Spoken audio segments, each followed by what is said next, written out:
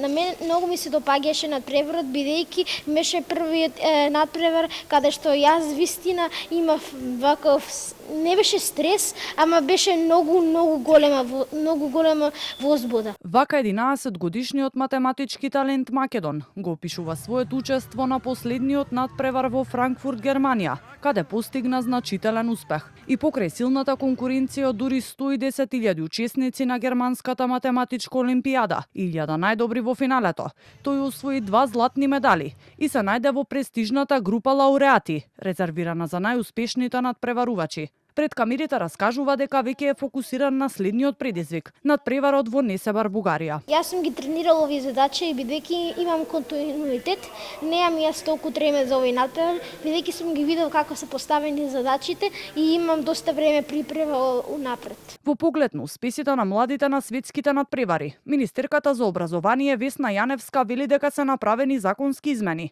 со кои според неа веќе се овозможува учениците со врвни резултати, под одредени услови од државата да добиваат финансиска поддршка, стипендии и покривање на трошоците за учество на меѓународни олимпијади. Она што децата треба да го знаат е и нивните родители да се информирани кои олимпијади и кои надпревари ги финансира Министерството. Ги финансира 15 признаени меѓународни олимпијади и сите меѓународни надпревари каде што има повеќе од 10 земји учесници. Така да минатата година ние сите барања ги задоволивме и потрошивме некаде од 4,5 милиони денари. Успехот на младите таленти, но и нивната иднина во современиот образовен систем беа во фокусот на панел дискусијата во рамки на кампањата Магијата е во знаењето, на која тема беше и вештачката интелигенција.